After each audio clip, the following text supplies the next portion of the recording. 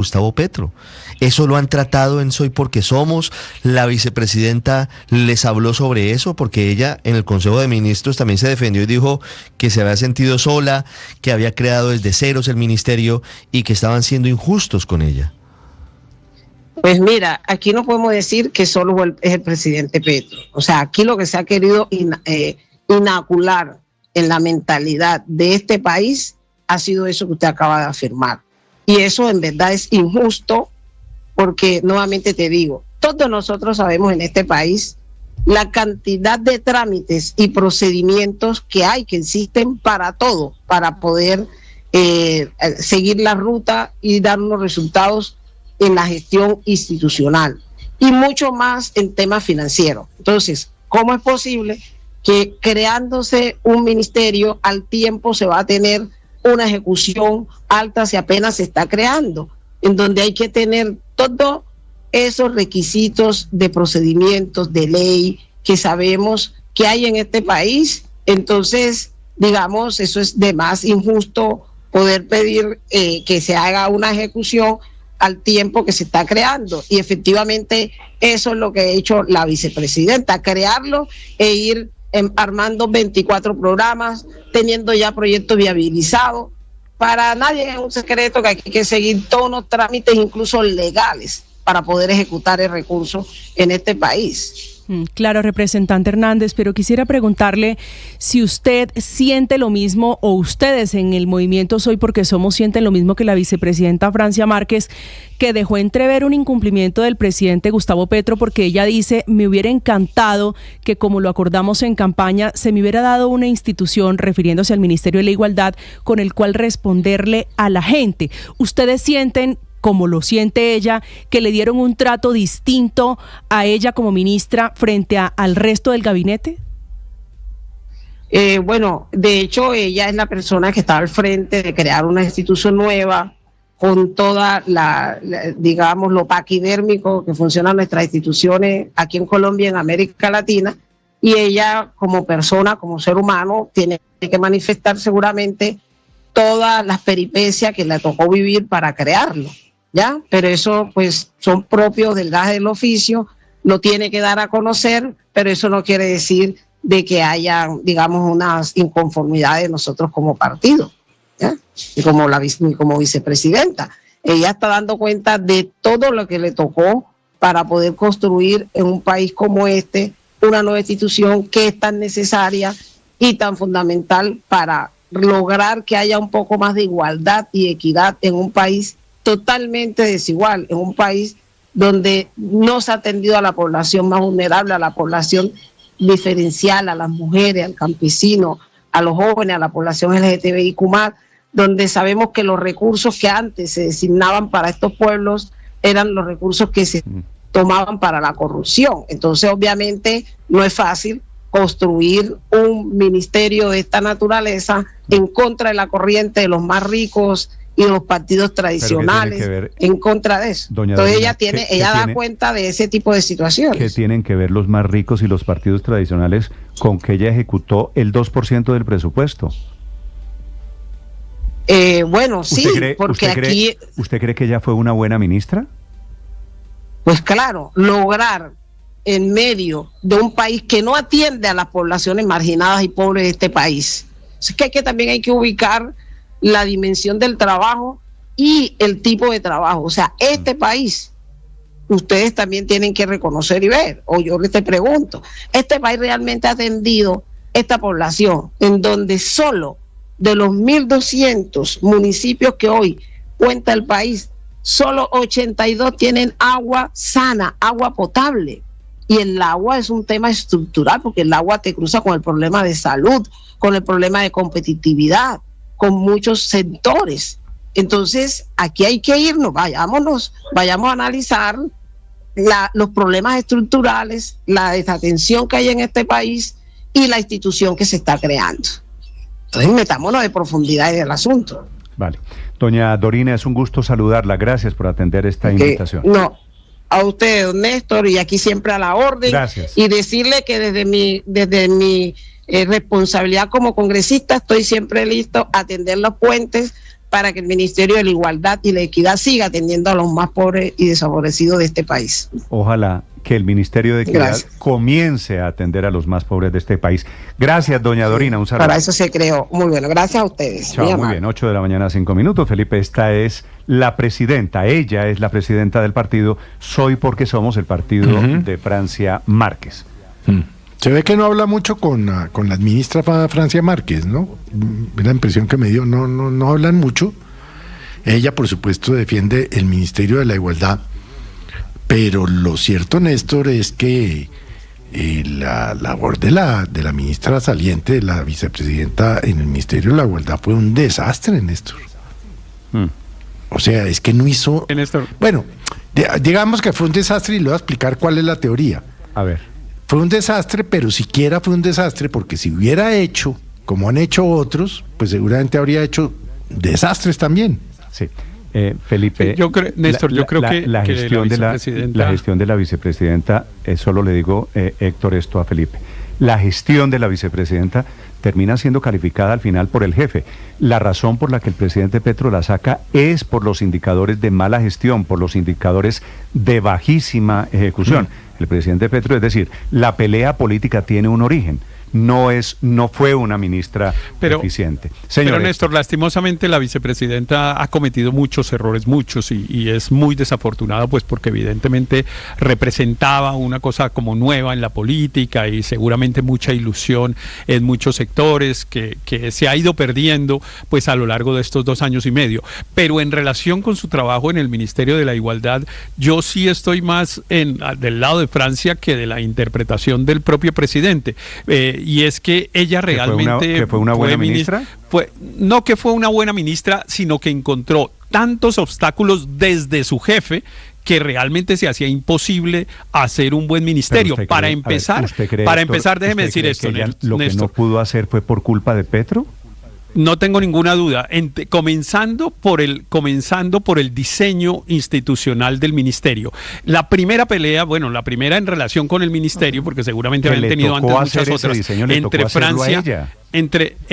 pero déjeme decir esto, Néstor, entre Francia y Petro es si el ministerio absorbía o no el Departamento de la Prosperidad Social, y el presidente no quiso, y es evidente que ese Ministerio de la Igualdad quedaba compitiendo con el Departamento de Prosperidad Social, que tiene en cambio una estructura institucional pues ya larga y tiene además unos programas que funcionan de manera relativamente eficiente, etcétera, y el presidente la puso a competir con ese Departamento de Prosperidad Social. Ese fue el primer problema.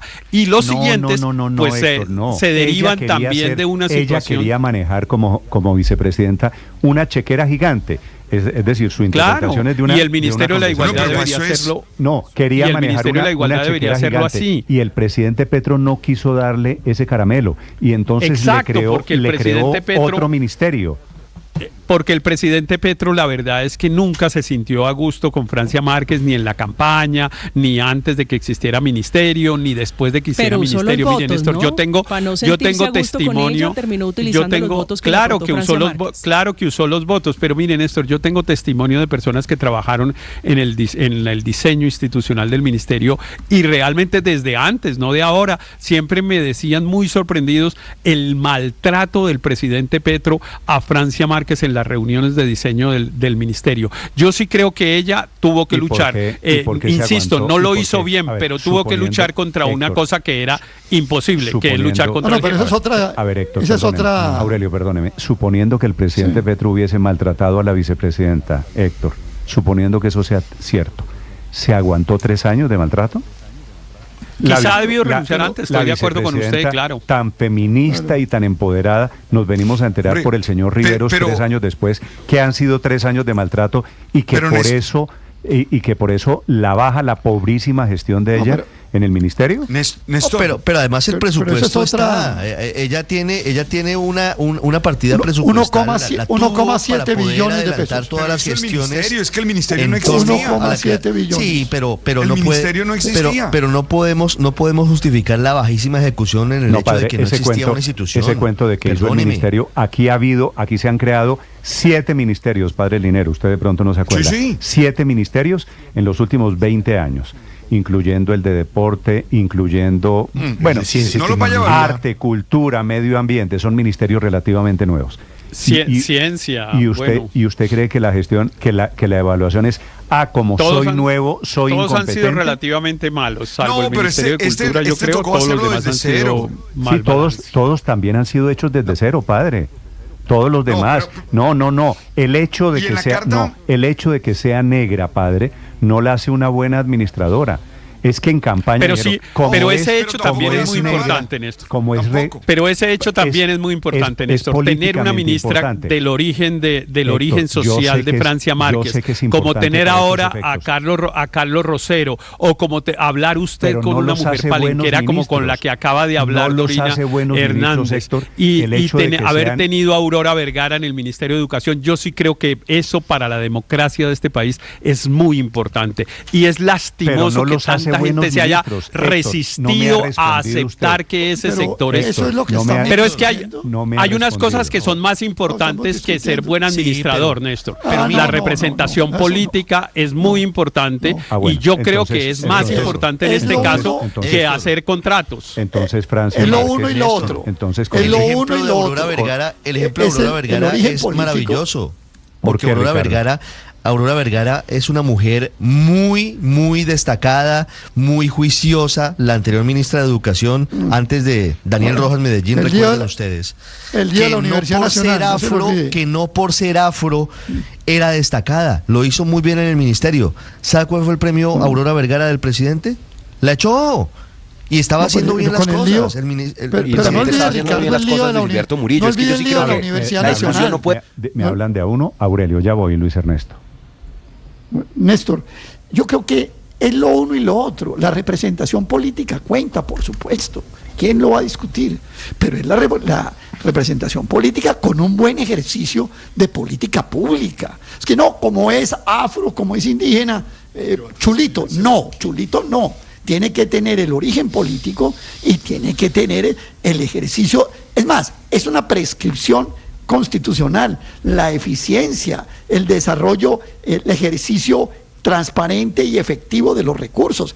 Eso no lo hubo. Y Francia Márquez, qué pena, fracasó. En otra oportunidad será. Seguramente estaba aprendiendo. Ahora, el diseño del ministerio nuevo es un diseño copiado, casi calcado, eso lo hablamos aquí en Blue Radio, del diseño del ministerio en España, del Ministerio de Igualdad que creó Podemos. Entonces, aquí realmente se juntaron una cantidad de factores, pero a ella no le fue bien. Es decir, voy a decirlo de manera académica, se rajó. ¿Cuánto le pongo? Hombre, pues yo le pongo por ahí 2. Y le cuento, yo no rajo casi a ningún estudiante mío en la universidad. Néstor, mire. Bueno, pregunto, no me podemos, parece, no me podemos dar la parece discusión sobre el buena la desempeño. analogía de Aurelio. Felipe, voy a preguntarle a los oyentes Sí. si pasan o rajan en una calificación a la vicepresidenta y ministra de Igualdad, Francia bueno, Márquez. es que la verdad, Néstor, yo estoy... podemos buscar muchas excusas, perdón, Luis Ernesto, podemos buscar muchas excusas, que es que el ministerio estaba mal hecho, que no sé qué. Ella pudo haber participado en cómo iba a quedar el Ministerio de la Igualdad, no sé si lo hizo, desconozco, pero la verdad es que como ministra fue un desastre. Un desastre. Pero miren, qué me pena parece, decirlo, pues, pero Felipe, como digo, un desastre es el de Néstor, mire, este educación país, y como digo, un desastre Felipe, es el de salud. Digo que lo de la En analogía fin. de la calificación de si se rajó o no me parece buena, porque es lo mismo. Usted puede dejar entrar a un colegio a personas de las minorías étnicas Pero, Néstor, y dejó Es que eso no entrar aquí tiene a nada Francia que ver Márquez. con ser capaces pero, o no, Néstor. pero para pasar el examen no pueden tener un criterio diferente en el colegio. Ella sacó 2 en el examen y no pasó el examen. Muy bueno que el colegio haya dejado entrar a personas de diferente procedencia. Muy bueno que el gobierno tenga Claro, estas personas. y eso hay Pero que resaltarlo pero y eso no lo aplaudirlo vuelve, mucho, pero Néstor, eso no- igual que ayer haber pero eso no lo posesionado, vuelve, bueno, todavía Héctor, no posesionado pero eso no lo a la vuelve- primera ministra no la indígena. vuelve- Yo sí no- creo que, por ejemplo, no la vuelve eso buena que el presidente estudiante. Petro resaltó ayer, que Colombia va a tener por primera vez en su historia una mujer ministra de origen indígena, es una cosa muy importante Muy para bueno este para país. el colegio, es que haya este era un ministros indígenas, es y que eso este era un garantiza país que va a ser y buen- una política ¿Usted cree que muy eso cerrada garantiza? a unos determinados Héctor, sectores sociales sociales y políticos. Y eso garantiza y abrirlo, que va a ser buena ministra. Pero me parece más importante que haga eso a que haga buenos contratos. Yo prefiero que haya una ministra indígena o una ministra de origen negro a que diseñe unos programas administrativos que los puede diseñar cualquiera y hacerlos relativamente bien. Porque lo cierto es que quizá hayamos tenido... En ese otro estándar quizá hayamos tenido mejores ministros. Es probable que hayamos tenido mejores ministros con ese otro estándar, pero menos representativos de esta sociedad. Y yo sí creo que la democracia colombiana lo que necesita es que su gobierno represente a la mayor cantidad de sectores sociales. No solo eso, Héctor. Voy a no solo eso, que representar... Si me ayudan, de a uno los escucho, padre, ya voy. Señor Luis Ernesto. No, representar no quiere decir tener el mismo color de piel. Representar quiere decir lograr que a esas comunidades a las que representa les vaya bien. Y para eso hay que ejecutar el presupuesto. Entonces a Francia no se le puede medir únicamente en su historia de vida, en su color de piel, porque el mismo color de piel tenían Luis Gilberto Murillo y la exministra de Educación, que también vienen de orígenes muy difíciles, pero salieron adelante con educación e hicieron unas buenas tareas como fue ministros. La primera ministra negra que tenemos en la historia política de Colombia. De acuerdo, ¿no? Pero además la realidad es que se les debe medir es por qué lograron para esas comunidades que representan. Y cuando uno ejecuta el 3% del presupuesto, eso es evidente, pues que los programas de agua potable, los programas de reducción de la pobreza que debían llegar, la plata estaba en las cuentas del ministerio, pues no llegaron, y no llegaron por negligente administración. Entonces, aunque me hubiera encantado que a Francia le hubiera ido muy bien porque le hice campaña, pues tengo que decir que se rajó, para utilizar la pregunta que hizo Aurelio. Pero Néstor, de esto de Francia y toda el crisis política en torno al polo y demás, me queda una pregunta de algo muy delicado. Ayer en la carta en la que ella expresa su desazón sobre todos estos cambios y sobre la situación, habla de temor por su vida, habla de que fruto de las denuncias que ella hizo en el Consejo de Ministros y en otros espacios, teme por su vida. Y esto me recuerda a otra figura importante del gobierno, el hoy director de la UNP, que en su carta después del Consejo de Ministros también dijo que él gozaba de buena salud, que él no estaba deprimido. O sea, como si aparezco suicidado, no crean que me suicidé, es que me suicidaron. Y eso a mí me parece de la mayor gravedad. Estamos hablando de que altísimos funcionarios del Estado, por denunciar, por estar en desacuerdo, después empiezan a tener amenazas por su vida. Yo, la verdad, quisiera entender eso con mayor profundidad, y lo debería entender también la inteligencia de este país y la fiscalía. Bueno, no, y el gobierno, es que las denuncias parecen estar dirigidas contra el gobierno. Felipe, para quienes están diciendo que por qué el tema de la piel de Francia Márquez, lo que a mí me parece casi terrible del tema este es como si no hubiese negros competentes en la historia de Colombia, como si no hubiese personas, como si no hubiese personas calificadas, como si fuera mi credencial es que yo soy negro y en consecuencia tengo todo para ser ministro. No, hay personas negras o blancas o amarillas o gordas o bajitas que se preparan. ¿Se acuerda usted de una tía de Francia Márquez en una intervención en presidencia, una tía que invitaron precisamente cuando se creó el Ministerio de la Igualdad, una pariente, una tía, si no estoy mal, que la regañó en público, le dijo: yo no entiendo por qué es que usted dice que es que los nadies, las nadias, yo sí soy alguien, yo sí no sé qué, yo sí me he hecho, le dijo su propia tía, ¿no? Esto no tiene nada que ver, así como hay blancos, arios, bueno, lo que usted quiera. También incompetencia. La credencial de Francia Márquez no es el color de su piel. No puede ser el color de piel, porque eso no tiene sentido. Y es que esa no es la credencial de Francia Márquez. Francia Márquez es una mujer que desde los 15 años viene luchando por los derechos de sus comunidades. ¿Por qué no le dieron el y claro que la quieren matar desde cuando tenía 15 años. Y claro que le han hecho atentados a su vida. Y claro que es una mujer. Y claro que es una mujer que ha logrado con pues tener mucho éxito. Bueno, fue vicepresidenta o es la vicepresidenta de Colombia, y eso no es poca cosa en una mujer nacida en medio de la pobreza, de la violencia, en un municipio escondido como Suárez, Cauca.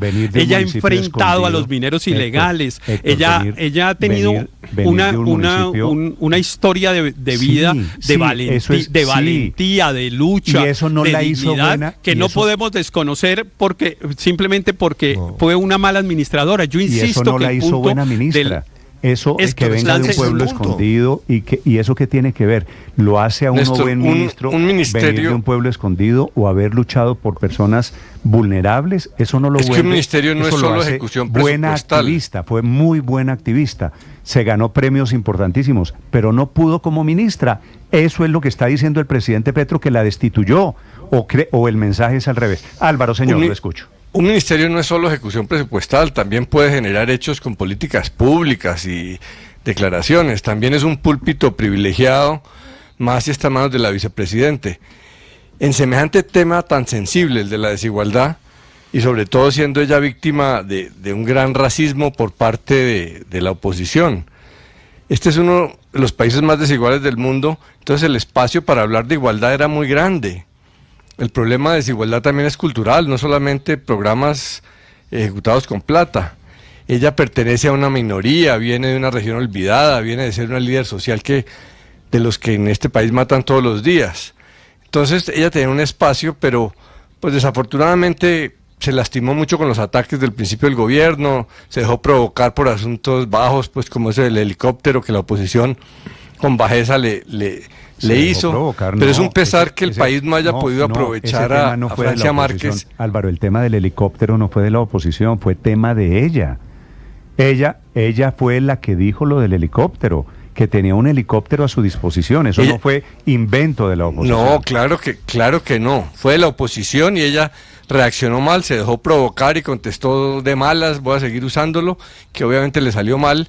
Luego se ensimismó, se retiró, cayendo en la trampa de lo que querían sus opositores, pero el que perdió fue el país, porque Francia Márquez hubiera sido una gran oportunidad, porque representa una cara del país que no hemos querido ver.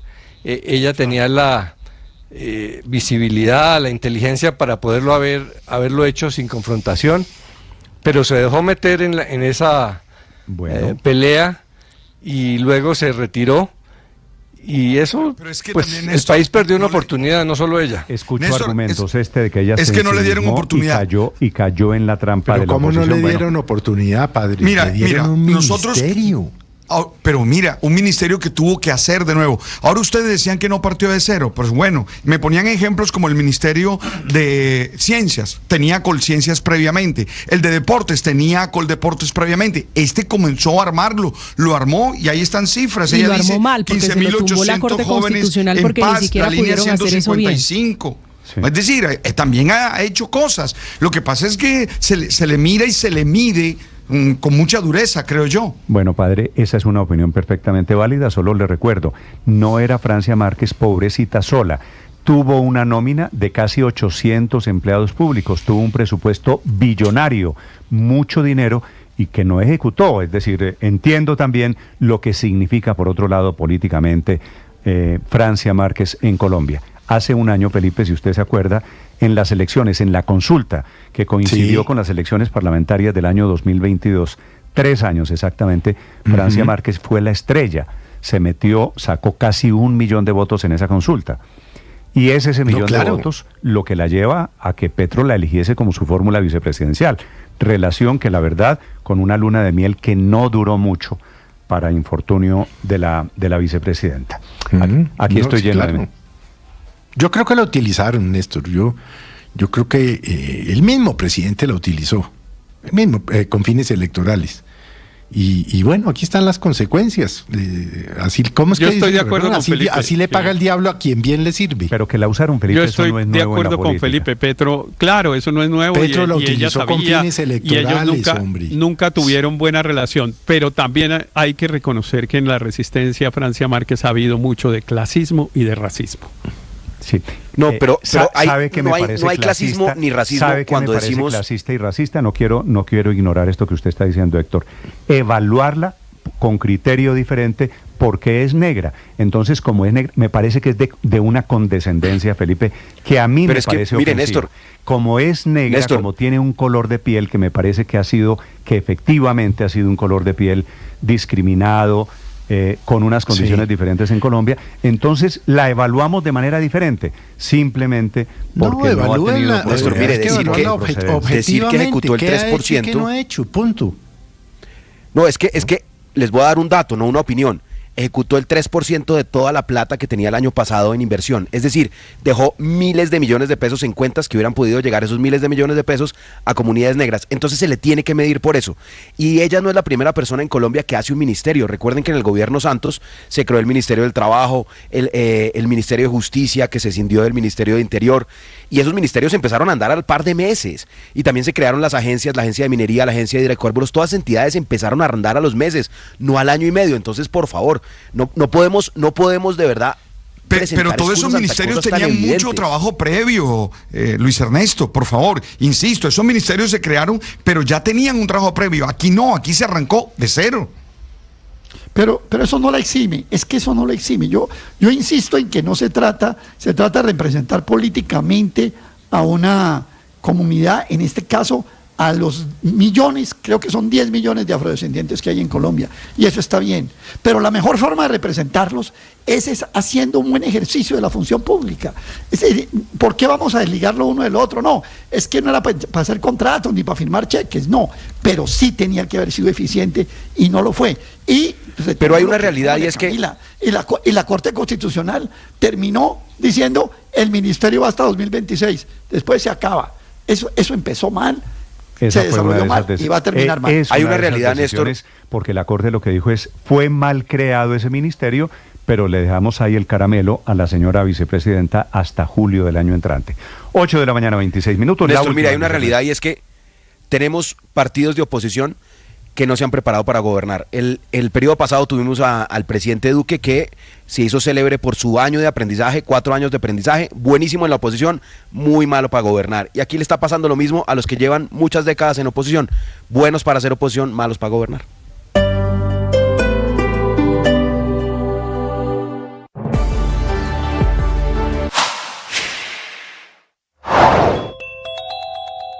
Posesionado desde Palma como ministro de Minas y Energía, actual miembro de la Junta de Ecopetrol y ex sindicalista de la Unión Sindical Obrera Uso, 2 años y medio al cabo de los cuales quedan en crisis ambos sectores, tanto el de minas como el de energía, con caídas en ambos en la producción bruta, con la salida total o parcial de empresas petroleras y gasíferas. Relevo que también llega con alzas en las tarifas de gas natural de hasta 36%, con posibles aumentos en el gas propano de hasta 40 y 50% por falta de giros del gobierno, con precios altos en las tarifas de energía, particularmente en el Caribe colombiano, con crisis operativa y financiera de las empresas Aire y Afinia, con amenaza de apagón para 3 millones de usuarios en la costa atlántica, con retrasos en los proyectos de energía, sobre todo en los eólicos, como el Parque Wimpechi de Enel en La Guajira, suspendido hace más de 2 años por bloqueos constantes de las comunidades que impidieron avanzar en su construcción y sobre el cual hoy hay una oferta de Ecopetrol sobre la mesa. Y por supuesto, con deudas millonarias del gobierno con las empresas del sector eléctrico, tanto retrasos en los giros por los subsidios a los estratos 1, 2 y 3, como también deudas por la opción tarifaria que viene desde la pandemia.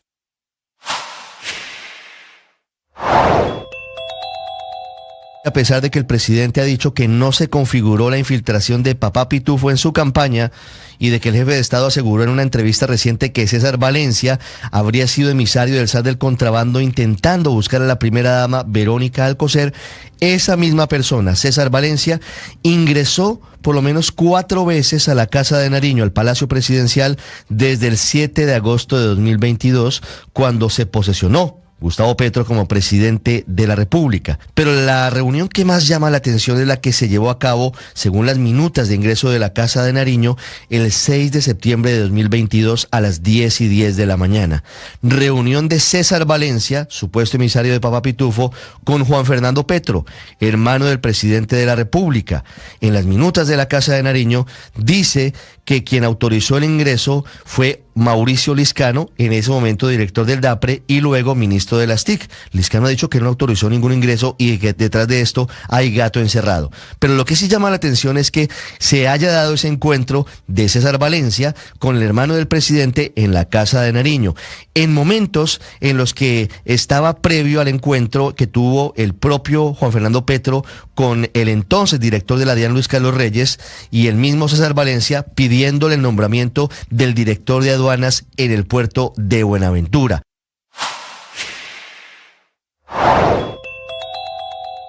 En una operación conjunta con la Armada Nacional, la DEA y la Fiscalía se logró la captura de 14 integrantes de la Armada, 7 de ellos activos que estarían involucrados en la venta de información relacionada con las ubicaciones de los buques o lanchas de guardacostas para que de esta manera se pudiese sacar droga con destino a Honduras y Estados Unidos. Contraalmirante Camilo Ernesto Segovia, inspector general de la Armada Nacional.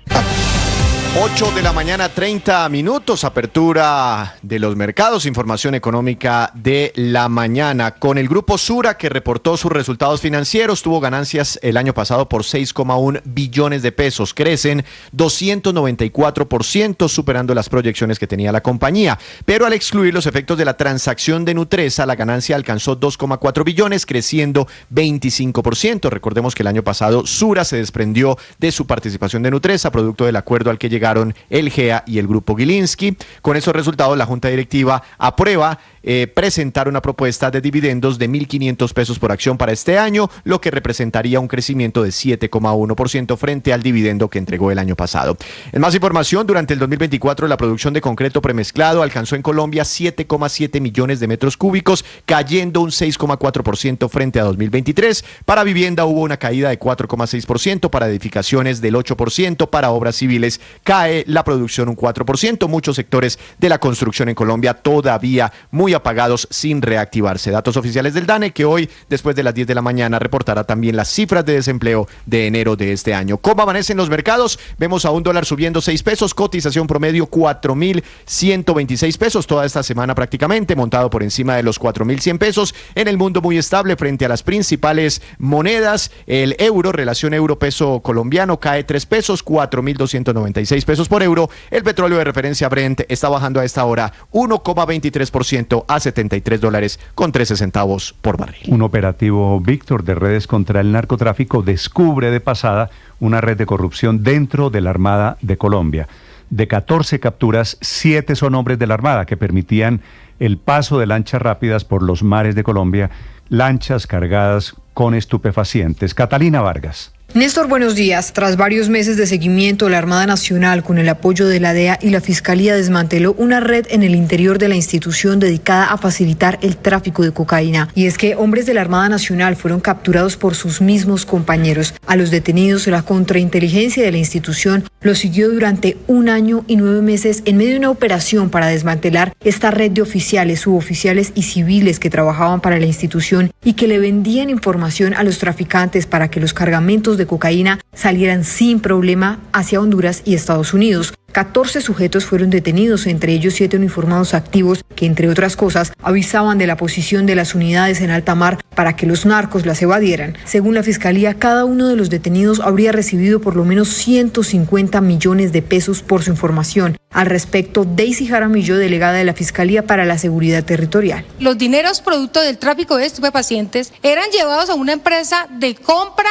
y venta de oro ubicada en Bogotá para darles apariencias de legalidad. Los 14 miembros de la organización fueron judicializados por los delitos de concierto para delinquir con fines de narcotráfico, lavado de activos, cohecho, testaferrato, entre otros. De ellos, 7 están pedidos en extradición. Catalina Vargas Vergara, Blue Radio. Catalina, sobre este tema, el almirante Camilo Segovia es el inspector de la Armada de Colombia al frente de esta investigación que tiene narcotráfico y corrupción. Almirante, buenos días.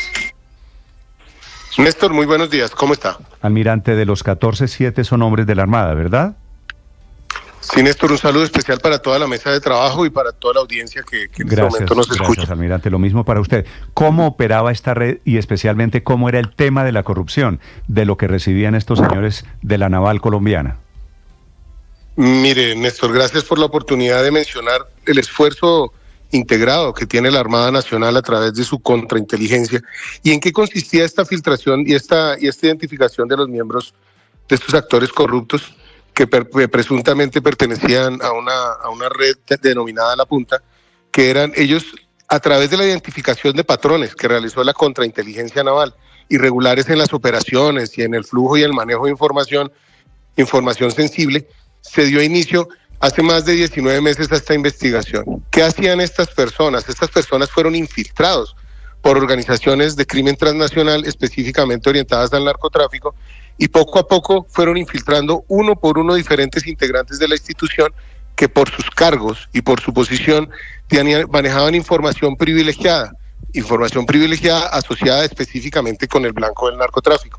De esta manera entregaban información a veces de inteligencia, a veces de posibles ubicaciones de las unidades, y esto facilitaba para que estas bandas, esta organización, esta red criminal pudiera traficar estupefacientes a través del Caribe colombiano. Sí, almirante Segovia, antes de preguntarle qué tipo de información le entregaban, quisiera preguntarle por los patrones, por el comportamiento, sobre todo de los activos. ¿Qué cambió? ¿Cómo llegan a descubrir ustedes que estaban infiltrados por el narcotráfico y que se vendieron? Bueno, lo que le comentaba, una vez los resultados operacionales no corresponden a la información de inteligencia y a los esfuerzos operacionales de la institución, se detecta que hay un patrón irregular en este comportamiento y en estos resultados de acuerdo al tipo de información y a la inteligencia y a las operaciones que se están desplegando en áreas puntuales. Este patrón nos obliga a verificar a través de contrainteligencia, y hay un tema que maneja la contrainteligencia que es importante, que es actos de corrupción con enfoque criminal. Entonces la subversión, el espionaje y el sabotaje son partes de esta corrupción criminal. Sí, almirante, pero discúlpeme, quisiera preguntarle sobre el patrón. ¿El patrón consistía en alterar las cifras o mentir sobre las incautaciones? ¿Qué era lo que falsificaban o qué era lo que hacían estos hombres? No, ellos lo que hacían era entregar información a las bandas narcoterroristas o a estas organizaciones criminales de crimen transnacional, y entregar las posibles posiciones donde estaban ubicadas las unidades, y cuando hacían los desplazamientos por rutas marítimas, evitaban y eludían la acción de la autoridad, que en este caso es la Armada de Colombia. No, pues es que la historia del operativo es bien interesante, almirante Segovia. ¿Durante cuánto tiempo, nos dice usted, se hicieron los seguimientos y cómo logran detectar? Este es un trabajo que hace la contrainteligencia en la Armada. ¿Cómo logran detectar la actitud presuntamente delincuencial de estas personas? Mire, la investigación, como usted bien lo menciona, Ricardo, es 19 meses de investigación. Apenas se detecta este proceso investigativo es lento, porque se deben recopilar pruebas sin alertar a los involucrados, porque es la única manera de detectar no solo uno, porque lo más sencillo sería, se tiene la información y se busca al individuo, pero lo que estábamos buscando era la red, desarticular la red, que es la única forma, como lo hemos mencionado, se ha mencionado en diferentes ámbitos. No es solo el individuo que está cometiendo el delito, sino hay que llegar muchas veces a la red, al nodo central, para poder desarticular la red y determinar quiénes son los posibles participantes. Es así como, comenzando a través de una información de un individuo, de un civil que no trabajaba para la institución, se comienzan a establecer los vínculos y las redes, y comenzamos a detectar lo que mencionaba Néstor. De estos 14 son 7 integrantes activos de la Armada Nacional. ¿De qué rango, almirante? De todos los rangos. En este momento, por el tema de los procesos judiciales, pues no queremos mencionar ni nombres ni nada, pero le voy a decir, pero había ¿de personal civil. ¿De qué nivel en la escala de mando están? Operativo.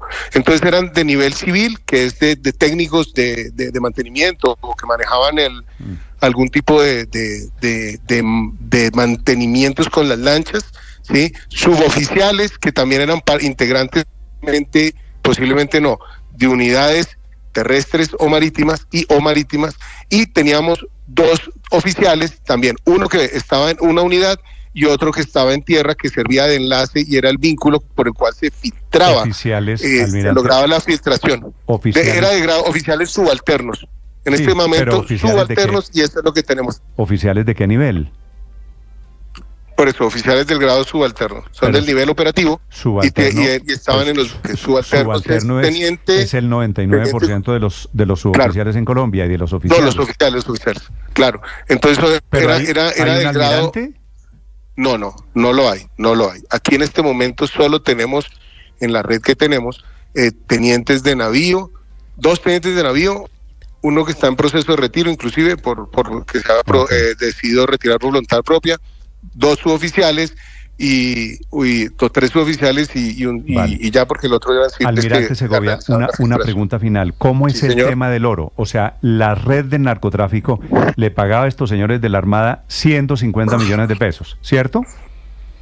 De acuerdo a la información que entrega la Fiscalía Nacional, la Fiscalía General de la Nación, esa es la parte de la investigación y la parte que, como ellos han materializado, que se hacía el lavado de activos, pero esa es una línea de investigación propia de la Fiscalía. ¿Y ellos con esa plata iban y compraban oro para qué?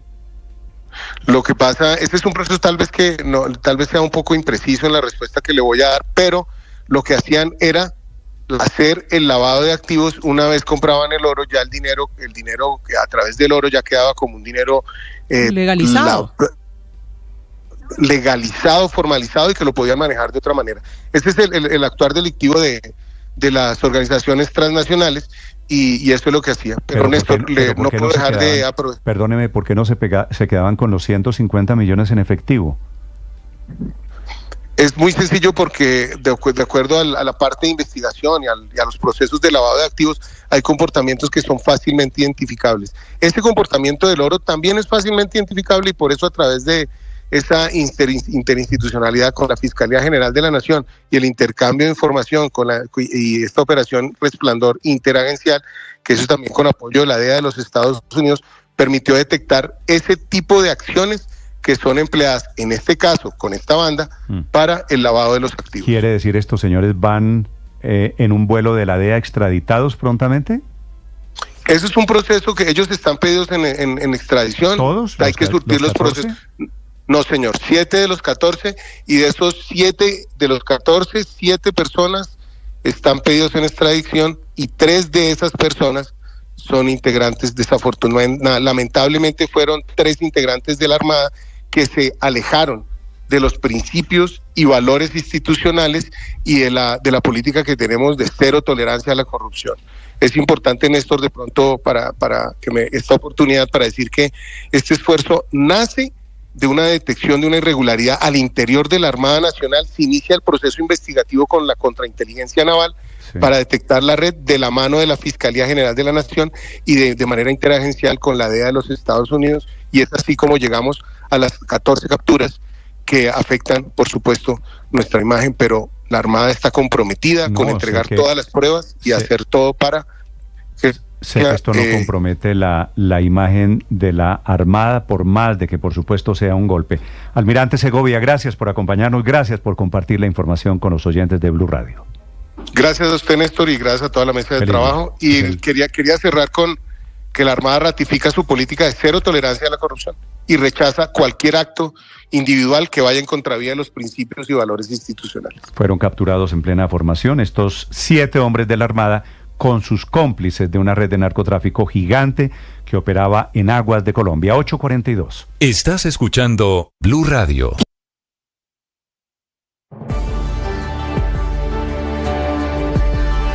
Una de las más dañinas emociones que podemos experimentar es la envidia.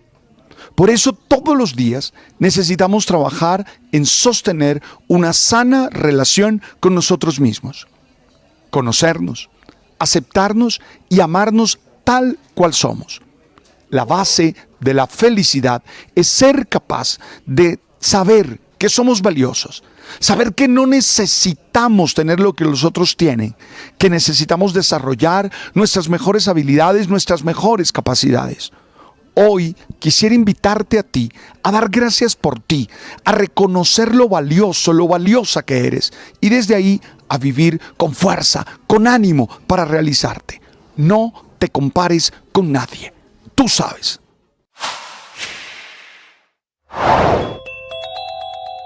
Mientras presentaban en sociedad a los nuevos integrantes del gabinete, un francotirador del ELN estaba matando a un policía en el Catatumbo. La víctima es el patrullero Heider Giovanni Duque Medina, que junto a otros policías estaba realizando labores de prevención en el... El ejército de Israel está publicando esta mañana la primera investigación por el monumental fracaso militar, el del 7 de octubre del año 2023, cuando el ataque de Hamás, con más de 1.000 muertos, decenas de heridos, un informe que dice que efectivamente subestimaron el poder de Hamás y que después desoyeron las advertencias de que había un ataque inminente. Silvia Carrasco. Sí, Néstor, no solo eso, sino que además no fueron capaces de reaccionar de inmediato el mismo día 7 de octubre. La verdad es que ha llamado mucho la atención este informe, Néstor, porque el gobierno israelí se ha negado en rotundo a hacer esa investigación. Dice que solo la va a hacer una vez que se termine la guerra, una guerra que se sigue y se sigue prolongando. Sin embargo, el ejército ha decidido publicar esta investigación que dice que es una primera entrega, que va a haber más, pero dice que lo más importante es que los altos mandos lo que hicieron fue desoír todas las advertencias que recibían, que nunca lo creyeron posible. Eso lo hace muy impresionante, porque lo dice que hay por lo menos 5 señales de advertencia distintas de que iba a haber un ataque en las vísperas del 7 de octubre que se le llevó a los altos mandos y lo despacharon, lo desacreditaron porque se negaron a creerlo. Eso es lo que dice la investigación. Pero más aún, dice que toda la división Gaza Sur fue superada durante el ataque y no tuvieron ninguna capacidad de darse cuenta de que tenían que respaldarlos. O sea, hubo un momento en que había 5.000 terroristas atacando el sur entrando desde el sur de Gaza hacia Israel, y había 767 soldados sin maquinaria pesada, sin tanques, solamente con sus armas y sus vehículos livianos, enfrentando a estos 5.000 terroristas. Que esa fue la situación que se vivió prácticamente todo el día 7 de octubre y que no fue capaz. El ejército dice que se rompió la cadena de mando, que no fueron capaces de darse cuenta de que tenían que ir a darles apoyo, pero tampoco fueron capaces de ir hacia los kibbutz que estaban siendo atacados y poder ayudar a la gente. Esta información sobre el plan de ataque dice que estaba ahí, que se los habían dicho diferentes organismos dentro del propio gobierno, pero dentro de las propias Fuerzas Armadas, pero también veteranos retirados habían recolectado información, se las habían hecho llegar a los altos mandos y nadie quiso creerlo. Esas son parte de los resultados de esta investigación que está haciendo pública el ejército israelí, que la verdad los deja en muy, muy mal pie sobre cómo enfrentaron ese día que se ha dicho hasta el cansancio que ha sido la peor matanza de judíos desde el Holocausto. 1.200 personas asesinadas en un solo día, otras 250 arrastradas en condición de secuestrados hasta Gaza, y que además han destruido Gaza completo sin poder rescatarlos a ellos. O sea, a través de la fuerza solamente se ha rescatado a 7 rehenes. El resto todo ha sido por acuerdos, por pactos, por alto al fuego. Es lo que se está conociendo de este informe del ejército israelí, que es absolutamente demoledor y muestra lo que se consideraba el ejército más potente de esa región. Se muestra cómo tuvo fallos absolutamente colosales que impidieron darle seguridad a toda su población, Néstor. Silvia, gracias. Ya casi año y 5 meses de ese fatídico 7 de octubre. 8 de la mañana, 47 minutos. Esta mañana se mueve México, su diplomacia con intensidad, para evitar que el martes de la semana entrante entren en vigencia los aranceles que volvió a anunciar el presidente Donald Trump. Producto de esa especie de chantaje económico, la presidenta Sheinbaum de México decidió extraditar 29 capos del narcotráfico a Estados Unidos, entre ellos el señor Caro, el capo de los capos, el mismo de Jesús Santrich. Desde Washington, Juan Camilo Merlano.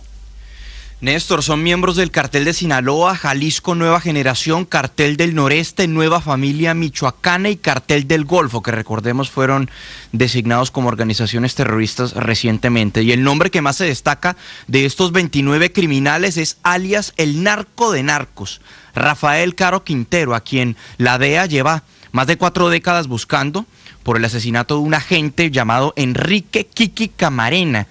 Este nombre puede parecer conocido para Colombia. El fundador del cartel de Guadalajara trabajó con carteles colombianos y tenía cercanía con miembros de las FARC. Eso quedó en evidencia en un dibujo que le envió alias Jesús Santrich al capo junto a una dedicatoria en el año 2017. Abro comillas: para don Rafa Caro, con aprecio y esperanza de paz. escribía Santrich. En todo caso, es un acuerdo que se dio en el marco de la visita del secretario de Relaciones Exteriores mexicano Juan Ramón de la Fuente y otros funcionarios del gobierno de Claudia Sheinbaum. La misión es desactivar lo que para muchos sería la bomba que Trump quiere lanzar sobre la economía mexicana con los aranceles del 25% que ayer reiteró que entrarán en funcionamiento el 4 de marzo junto a los de Canadá y un 10% adicional para China, ya sumando en total para China durante este segundo mandato de Trump un 20% de aranceles. La presidenta Claudia Sheinbaum, con tono calmado, decía horas antes de esta reunión que están trabajando para evitar esos aranceles. Esperemos que podamos hablar con el presidente Trump una vez que se den estas reuniones, entonces vamos a esperar. Él, como saben, tiene su forma de comunicar, pero siempre, como decimos, pues cabeza fría y con optimismo en que podemos llegar a un acuerdo.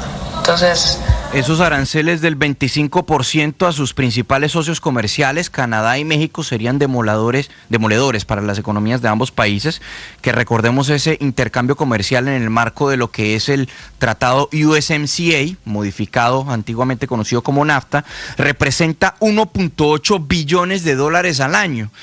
Y del 10% adicionales para China también sería o afectaría particularmente, por ejemplo, precios de aparatos tecnológicos aquí en Estados Unidos por la importación de productos chinos. Y China también ya ha anunciado retaliaciones con aranceles para productos estadounidenses. También hay que destacar que el 2 de abril habrá, según lo que dijo el presidente Trump, aranceles recíprocos, así los ha llamado, para aquellos países que ya le cobren aranceles a Estados Unidos, aunque no está claro quiénes entrarían allí en ese grupo.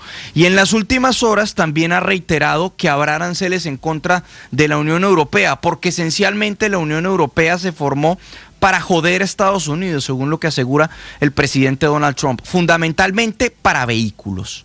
We have made a decision. We'll be announcing it very soon, and it'll be 25%, generally speaking, and that'll be on cars and all other things. And European Union is a different case than Canada, different kind of case. They've really taken advantage of us in a different way. They don't accept our Ya tomamos cars. una decisión, los estaremos anunciando muy pronto y serán del 25%, esencialmente en carros. La Unión Europea es un caso diferente para nosotros, es un caso diferente que, por ejemplo, el de Canadá.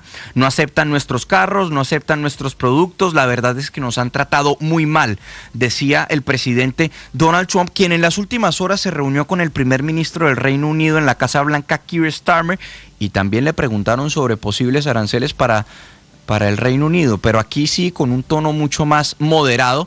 Y feliz porque lo invitó el rey Carlos a una segunda visita de Estado que no tiene precedentes en la historia del Reino Unido. Dijo el presidente Trump que quizás los aranceles con el Reino Unido no son necesarios porque tienen una relación muy sólida y que pueden llegar posiblemente a un acuerdo comercial muy positivo para ambas naciones. También para destacar de la agenda del presidente Trump, y cuando hablamos de acuerdos, está la reunión en tan solo un par de horas, a las 11 de la mañana en la Casa Blanca, con el presidente de Ucrania, Volodymyr Zelensky. Esto para la firma de ese preciado acuerdo de los minerales raros, las tierras raras, que aseguraría, dice el presidente Trump, que Ucrania o que Estados Unidos pueda recuperar la plata que ha invertido en Ucrania. Eso sí, muy atentos a si habrá algún tipo de garantías de seguridad por parte de Estados Unidos hacia Ucrania. Néstor. Estás escuchando Blue Radio.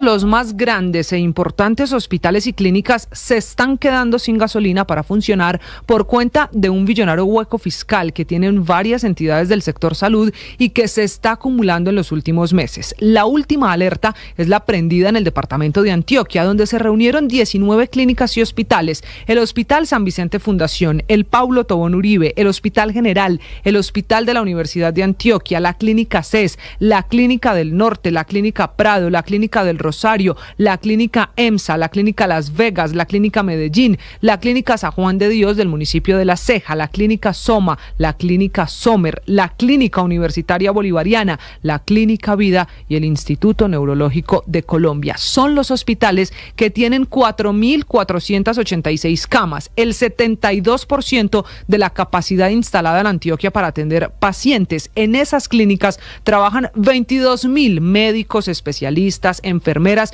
trabajadores de la salud que también están en riesgo. Es que a esos hospitales les deben 2.3 billones de pesos y en los 2 primeros meses del año, es que hoy termina febrero, hay una evidente caída en el recaudo, por lo que en esos hospitales la salud está dejando de funcionar, están a punto de tener... 8:54 minutos para quienes están pendientes, Felipe, del tema Medusa. Medusa es la serie de Netflix con la que casa pelea a Abelardo de la Espriella, que usted lo ha visto en redes sociales, ¿cierto? Sí vi. Que sale con cara de circunspecto diciendo no permitiré que mancillen a Barranquilla y vamos a hacer lo posible porque Barranquilla se respete y tal. Felipe, todo carreta, todo es una campaña de expectativa. Barranquilla está llena de vallas de la serie, de Medusa. Partes, Néstor, o sea, es carreta que las hayan bajado por orden judicial. Todo es parte de una campaña de expectativa. Mira, de la avenida del aeropuerto a la ciudad, es decir, de Soledad a Barranquilla, no sé cuántas vallas hay, pero muchas. No cabe una más. Lo que es campaña de expectativa, Ricardo, es que Abelardo de la Espriella está peleando con Netflix. Abelardo de la Espriella firmó un contrato con Netflix para hacer lo que está haciendo en público. Y entre otras cosas, Felipe, trampa en la que han caído muchas personas de izquierda, que dicen que es que el uribismo quieren silenciar una serie sobre fulanito de tal. No, porque, es decir, esto tiene una teoría de conspiración que se va a desarrollar. Una campaña de expectativa bien pensada, Néstor. Y a mí me sorprende un poco que el doctor Abelardo se haya metido en ese tema, pero pues la campaña es buenísima. Si lo que se trataba de eso, pues es buenísima. A mí también me sorprende, Felipe, padre, Néstor, porque don Abelardo de la Espriella, el abogado, el penalista, está en plan de preparación de una candidatura presidencial. Mira la publicidad que le hace la senadora María José Pizarro a la serie, citando una publicación de una cuenta de las bodegas petristas del tío todos. Pelis, que dice, nunca se le había hecho mejor publicidad, el tío Pelis, que es una cuenta de las bodegas petristas, nunca se le había hecho mejor publicidad a una serie de Netflix. Sobre esa publicación, la senadora Pizarro, María José Pizarro, dice, ¿por qué el uribismo querrá censurar esta serie? ¿Qué tendrá Medusa que los pone tan nerviosos? Habrá que verla. Yo creo, Ricardo, que todos cayeron pero redondos, ¿no? Felipe, entonces lo que le puedo confirmar, ojo, esta mañana Netflix está aceptando que esto es una campaña de expectativa, y una campaña de expectativa que, hay que decirlo, funcionó divinamente. Lo de Abelardo de la Espriella pues fue una actuación de abogado indignado en plan de demandar, un poquito todo de carreta para promocionar. Pero también le sirve, porque si está pensando en la candidatura presidencial, pues también le sirve, todo eso le sirve. Felipe, ya me explica por qué usted cree que esto le sirve a Abelardo de la Espriella. No sé, la verdad no creo mucho. Camila Carvajal. Sí, señor Néstor, para quienes no han visto la historia de Medusa, es una de las grandes conversaciones en redes sociales, pero no solo en redes sociales, en la vida diaria, en Barranquilla, en Bogotá, esta que es una serie que se grabó en el Caribe colombiano, precisamente en Barranquilla, en Santa Marta y también en Bogotá. Esta serie Medusa, dice la plataforma, dice Netflix, va a estrenarse el próximo 5 de marzo. Los protagonistas son Manolo Cardona, Sebastián Martínez, Mabel Moreno, Juana Acosta, Carlos Trujillo, pero también está Diego Trujillo en esa lista de los actores muy reconocidos todos en el país. Hasta ahí la historia oficial de Medusa, que así la promociona Netflix en la plataforma.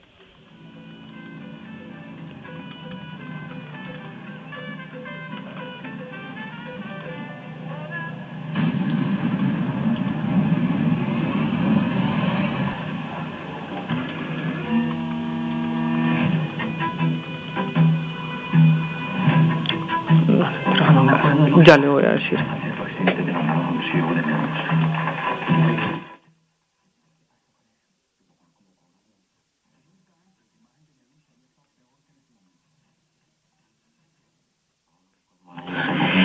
Y ahí lo primero que escuchábamos era cómo la fiesta del Caribe termina con una explosión a la protagonista de la historia, que la han nombrado la gerente, la CEO de Medusa, que es una organización de la familia, una familia que terminan relacionando después con contrabando, con narcotráfico, y que es una familia muy reconocida en el Caribe colombiano. La historia es una historia de ficción y hasta ahí venía la promoción. ¿Cuándo se vuelve tan popular? Cuando usa las mismas redes sociales el abogado Abelardo de la Espriella para decir que va a hacer todo lo que esté a su alcance para que se censure, para que no se haga el estreno el 5 de marzo. Él en un video en redes sociales dice que no va a permitir que acaben con el buen nombre de una reconocida y muy importante familia barranquillera. Eso hizo que aumentaran las preguntas de qué familia era, de quién estaban hablando, quiénes eran los indignados y de fondo, quién era el cliente de Abelardo de la Espriella. Escuche usted lo que dice el prestigioso abogado.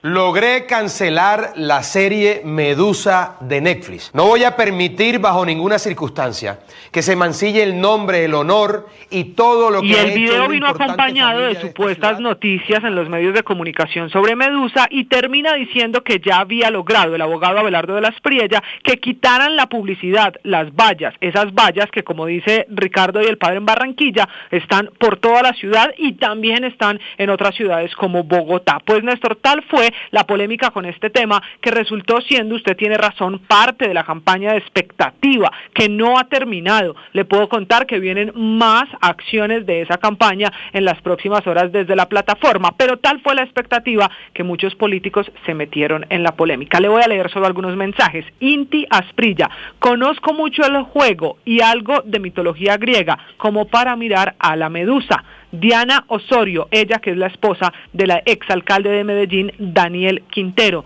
no me quería ver Medusa hasta que Abelardo de la Espriella dijo que no se podía ver. Estoy esperando el estreno. También aquí hay mensaje de María José Pizarro con preguntas. ¿Por qué el uribismo querrá censurar esta serie? ¿Qué tendrá Medusa que los pone tan nerviosos? Habrá que verla, se pregunta ella. Y esto resultó ser no una cosa ni de una familia prestigiosa en Barranquilla, ni política del uribismo o el petrismo. Resultó ser una campaña de expectativa que, les repito, la serie no está inspirada en ninguna familia, es ficción. Esta es una serie dirigida por Felipe Cano y por María Gamboa. ¿Quiénes son los actores de Medusa, Camila? Manolo Cardona es la estrella, es uno de los protagonistas, está incluso en toda la campaña previa junto a Sebastián Martínez, pero también Mabel Moreno, Juana Costa y Diego Trujillo. Sí, creo que en esa lista de actores entonces hay que meter Felipe otro de los Abelardo de la Espriella. Abelardo de la Espriella. Felipe, ese video de Abelardo de la Espriella era actuando Abelardo de la Espriella. Pero esto demuestra que Abelardo